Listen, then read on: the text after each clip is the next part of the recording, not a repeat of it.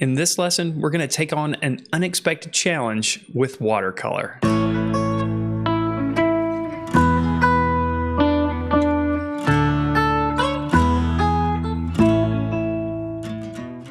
Hello there everyone, Matt here with thevirtualinstructor.com, and in this lesson we're going to take a look at painting a watercolor paint tube with watercolor paint.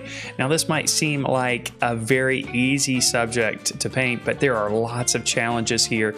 We have text to deal with, we have reflection, we have a metallic surface, and we have all those wonderful wrinkles. So let's go ahead and dive into this process. We'll start by taking a look at the materials.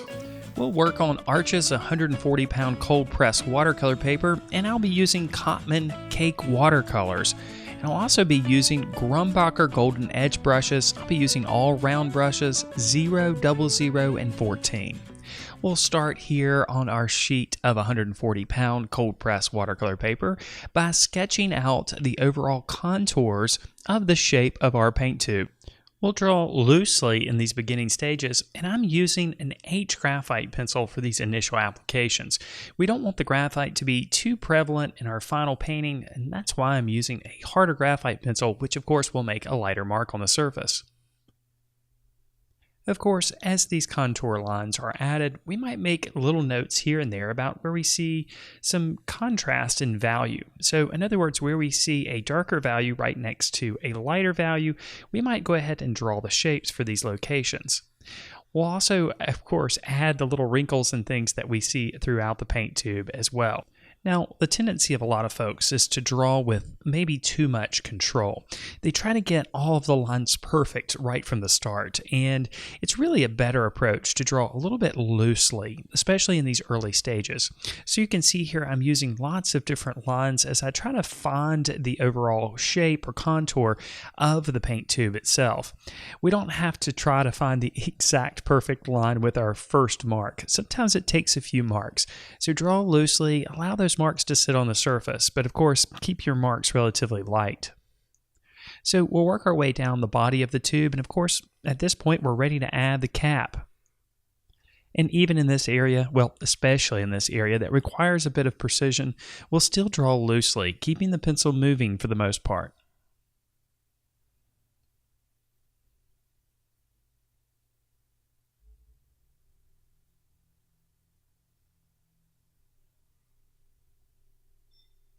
And now that we've got the overall shape of our paint tube in place, we can go back and add some additional details. In this case, I'm just giving the impression of some of the labeling that we see. Notice how I'm allowing these marks to curve over the contours of the form of the paint tube. Now we'll go ahead and lay down the shape for our cast shadow. Now in this particular case we have two light sources, one originating from the left and one originating from the right. The light source on the left is more of a dominant light source, so the shadow that's produced on the right side of the paint tube is a little bit stronger and a little bit larger.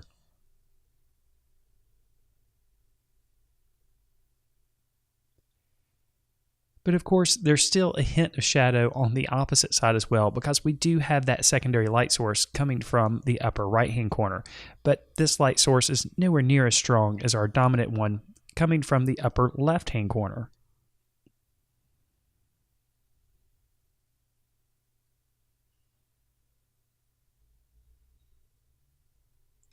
We'll add a few last details regarding the labeling of the paint tube.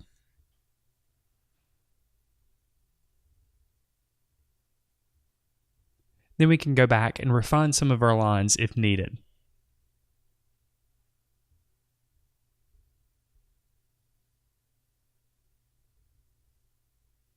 Now we're ready to start with our first applications of watercolor. We'll start here with a bit of Payne's Gray. Payne's Gray is a darker and cooler gray, but we'll also add a bit of ultramarine to it to cool it down even further. We want to create a nice, cool gray. We'll start applying this color on the front edge of the paint tube using a number 0 round brush. We're going to focus on the areas of gray that we see in the reflected areas on the paint tube. These areas are made up of both cooler grays and warmer grays. For now, we'll just concentrate on the cooler grays. You can see that I'm applying the color using a wet on dry technique, so the paper is dry and the paint is obviously wet. This gives me a little bit more control over the application, but as you can see, I can go back with a little bit of water and manipulate the paint and allow it to bleed a little bit, and also create some areas where the applications are a little bit thinner, producing a lighter value. With watercolor, of course, we want to start with lighter applications and progressively get darker and heavier with our applications. So it's always a good idea to start with applications that are maybe a little bit lighter than you think you might need. You can always go back over the top of these areas with additional applications. You'll see this throughout the process. We start with lighter applications and then progressively get darker as we layer additional layers of color over the top. Of course, the back end of the tube also features this reflective metallic section, so we'll continue with our cooler gray here.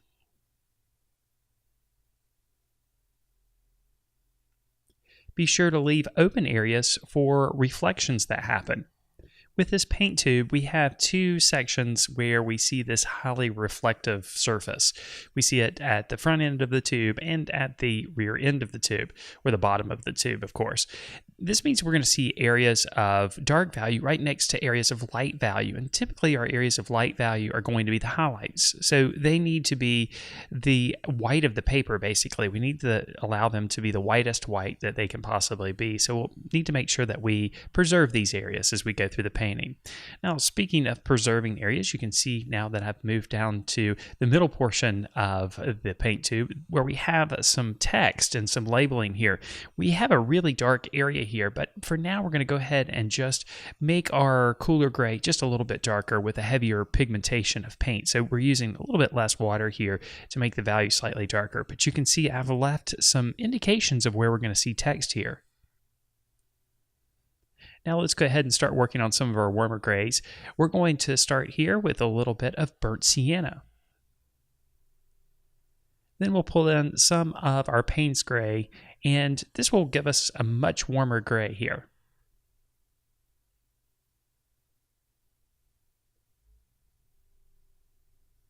This time we'll start on the bottom end of the paint tube and start applying our warmer gray.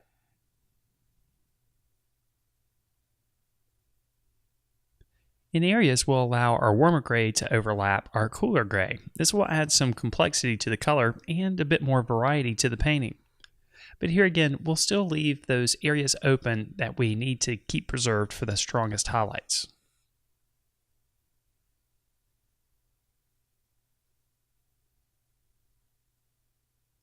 We can adjust the value that we add to the surface, or the darkness or lightness of the color as we add it, of course by adjusting the amount of water that we have in the mixture. The more water that we add, the lighter the value. The less water, the darker the value. And you can see in the applications that we've made on this end of the tube, we have quite a bit of variety here. We've started to introduce some of the darker values. Then it's on to the front end, or the top end of the paint tube, again applying our warmer grays. With this warmer gray, we can see clearly the contrast between the cooler grays and the warmer grays. It almost looks like an orange and a blue. Here again on this side, we'll need to be mindful of the areas of strong highlight.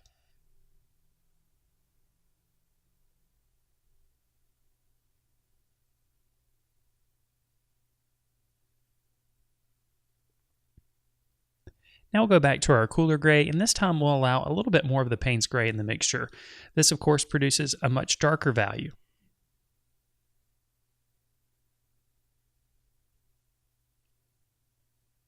We'll start really pushing that value range at this point, making some of the shadowed areas and the shapes of darker value that we see much darker.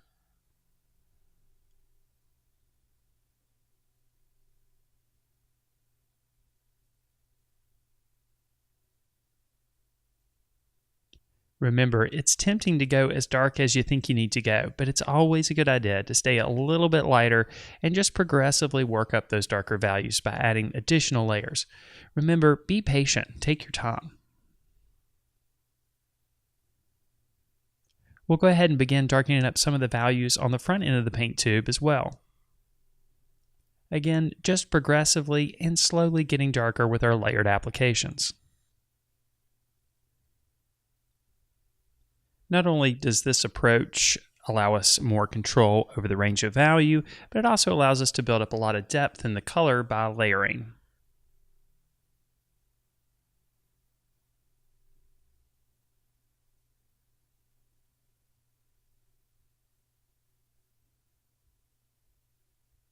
This time, we're working a little bit of that cooler gray over the top of the warmer gray. Because of the nature of watercolor, of course, we can see some of the colors underneath show through. This is what I mean by building up depth in the color. All right, now let's go ahead and start addressing the blue label on the paint tube. For this, we're going to use a little bit of cobalt blue, and we'll tone it down with just a little bit of ultramarine as well. You can see how intense this color is when it's applied to the surface initially.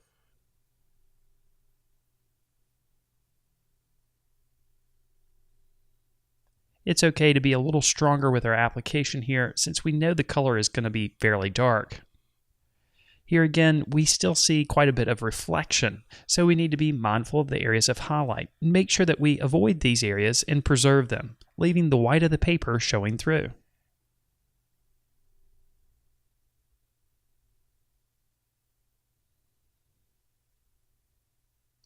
Of course, we still want to see variety in our values here as well, so we can adjust the intensity of the color, or more specifically, the value of the color, by adding a little bit more water in areas to make the values a little bit lighter.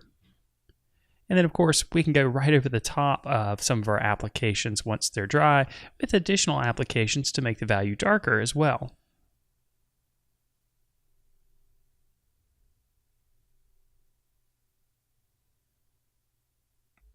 There's some lettering here that we see on the tube, but for the most part, we're just going to give the impression of the letters for this particular area, so you don't have to get too obsessed with making all of your details perfect. There's also a smaller bit of blue towards the top end of the label, so we'll go ahead and apply the color here. Now we're ready to address one of the darkest areas on the label. So we're going to start with a heavy application of Payne's Gray. We're also going to pull in a little bit of ultramarine in that mixture as well, just to make it a little bit cooler. Now, working carefully around the lettering, we'll apply this color.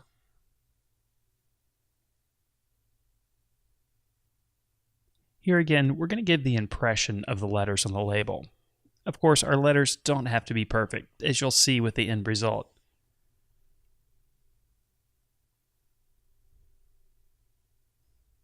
As this darker value is added, of course, we can see that the range of value is increasing. And some of those areas that you may have felt were dark before are now looking much lighter. That's because value is relative. We understand darker values based on the lighter values that are placed around it and vice versa. So as we progressively get darker, some of those areas that you might have thought were pretty dark before appear a little bit lighter. And you might find that you have to go back and add additional layers to make them as dark as they need to be. You can see this now as we're going back into that blue section on the label and making some of the values a little bit darker. Here we're just using our cobalt blue and ultramarine mixture with a bit more of the Payne's Gray mixed in.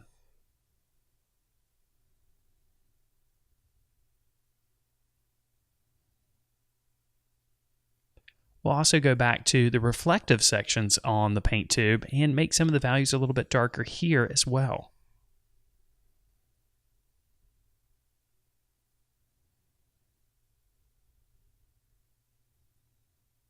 Of course, having a full range of value in the drawings and paintings that you create is very important to the success of that drawing or painting. We see the world as a full range of value, meaning we typically see the darkest darks and the lightest lights, and the middle values in between. So it only makes sense that we include these in our drawings and paintings. We especially need to make that shadow where the paint tube folds over on itself at the very end a little bit darker. But if you get too dark, have a paper towel handy. A quick dip on the surface will lift up the watercolor paint that you've already applied. Now, when painting with watercolor, it's not always about progressively getting darker with your applications. You can go back and make translucent applications of very light values to slightly affect the color. This is very similar to the process of glazing. And here you can see I'm laying over some very light applications just to subtly affect the color. Then, of course, it's back to pushing some of those values a little bit darker, making some of those creases a little bit stronger, and adding to the feeling of form. We'll continue adding a few subtle details as we see here with a very light translucent wash. Now, of course, the approach we're taking in this painting is more of a controlled approach. Of course, this is one approach that you can take with watercolor painting. Another approach you can take is to be very loose and quick and do a lot of wet into wet applications. One approach isn't better than the other, it's just different. This approach, of course, requires a little bit more patience.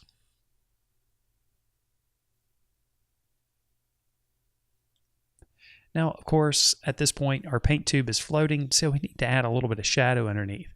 So we'll use our same cool gray that we used before, Payne's gray with just a touch of ultramarine to create both of the shapes of cast shadow that we see.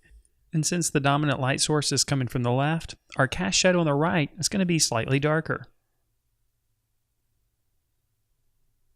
Now we'll go back to the Payne's gray, and this time we'll use it purely on its own, without any ultramarine. We're also going to switch over to the smallest brush here, the 00 round brush. And of course, we're going to address the details of the labels. Now, of course, this top portion of the paint tube has a very particular logo on it. So we'll start here. I'm working very slowly here and taking my time, of course.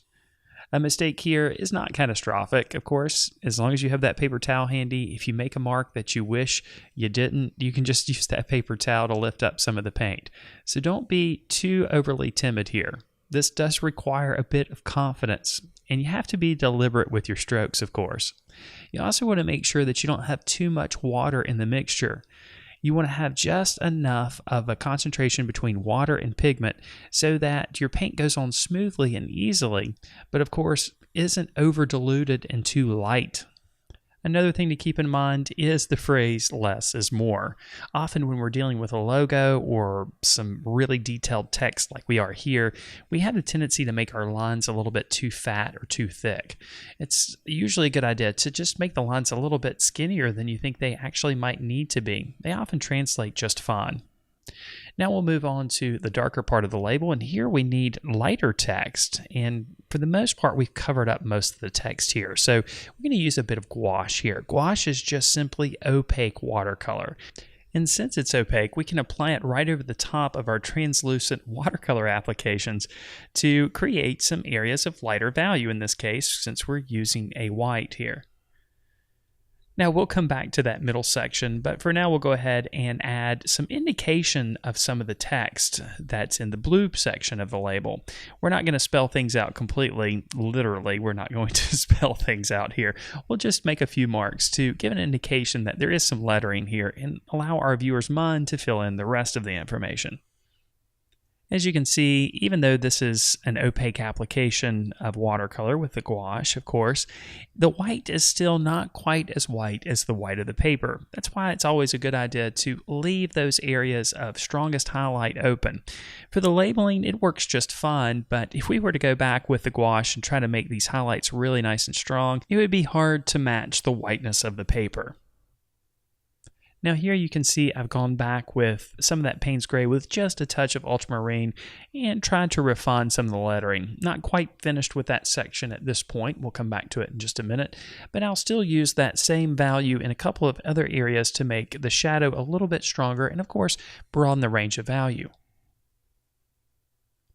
Now it's back to the letters, and again just using this darker value to refine some of the text here. Remember, it doesn't have to be perfect.